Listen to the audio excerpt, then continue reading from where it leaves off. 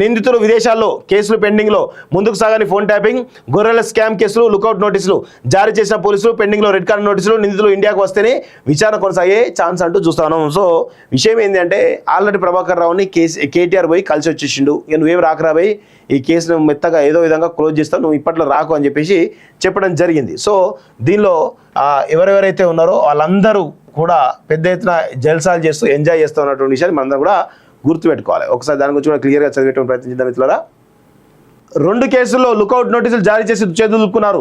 ఇక blue corner, red corner నోటీసుల కోసం సిబిఐకి ప్రపోజల్స్ పంపించినా అవి పెండింగ్లో పడ్డాయి. కీలక నిందితులేక ఆగిన దర్యాప్తులు. సో ప్రభాకర్ రావు చాలా తెలివిగా పోవడం జరిగింది. సో కానీ ఎప్పుడు వస్తాడు ఏందో తెలియట్లేదు. మరి అప్పటిలోపు ఇది నీరుగారిపోతుందో తెలుస్తలేదు. ఫోన్ ట్యాపింగ్ కానీ, గొర్రెల స్కామ్ కానీ, ఇటు విద్యుత్ సంబంధించినటువంటి కమిషన్ కానీ, కాలుష్యం కానీ అన్నీ నత్తనడకనే సాగుతూ ఉన్నాయి. సో కాంగ్రెస్ అధికారులకు వచ్చాక బయటపడ్డ ఫోన్ ట్యాపింగ్ కేసు దర్యాప్తును ఈ ఏడాది మార్చిలో west zone DCP Vijay Kumar ఆధ్వర్యంలోని స్పెషల్ ఇన్వెస్టిగేషన్ టీం చేపట్టింది.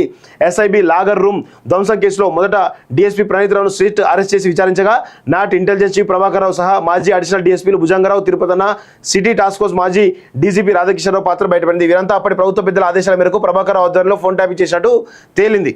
నాటి పీసీ అధ్యక్షుడు రేవంత్ రెడ్డి సహా రాజకీయ ప్రముఖులపై సీక్రెట్ ఆపరేషన్ చేశారనే ఆరోపణలు వచ్చాయి. టీఆర్ఎస్ హయాంలో జరిగిన ఉప ఎన్నికలు, అసెంబ్లీ ఎలక్షన్ టైంలో ఆ పార్టీ గెలుపు కోసం ప్రతిపక్షాలకు చెందిన అభ్యర్థుల ఫోన్లను ట్యాప్ చేసి వాళ్ళ డబ్బులను సీజ్ చేసినట్టు దర్యాప్తులు తెలియదు. దీంతో ప్రభాకర్ రావును ఏవన్గా చేర్చి విచారణ ప్రారంభించారు. ఈ కేసులో మీడియా సంస్థ మాజీ ఎండీ శ్రవణ్ రావు A6గా ఉన్నారు. మిగిలిన నిందితులంతా తాము ప్రభాకర్ రావు ఆదేశాల మేరకే ఫోన్ ట్యాపింగ్ చేశామని ఒప్పుకోవడం, ప్రభాకర్ రావు అమెరికాలో ఉండడంతో దర్యాప్తు అక్కడే అయిపోయింది. ఇక బీఆర్ఎస్ హయాంలో చేపట్టిన గొర్రెల పంపిణీ స్కామ్లో భారీ అవకతవకలు జరిగాయనే ఆరోపణలు వచ్చాయి. ఎలాంటి గొర్రెలు కొనకుండా, గొల్ల కొర్మలకు పంచకుండా నాటి బీఆర్ఎస్ నేతలు, దళాలు, ఆఫీసర్లు కలిసి వందల కోట్ల రూపాయలు స్వాహా చేశారు. పంపకాల్లో తేడాలే, నిందితులే ఒకరిపై ఒకరు కేసులు పెట్టుకోవడంతో ఈ స్కామ్ బయటపడింది.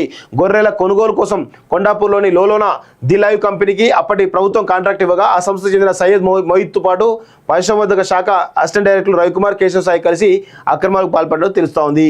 సో లుకౌట్ నోటీసుల దగ్గరే ఆగిపోయినాయి.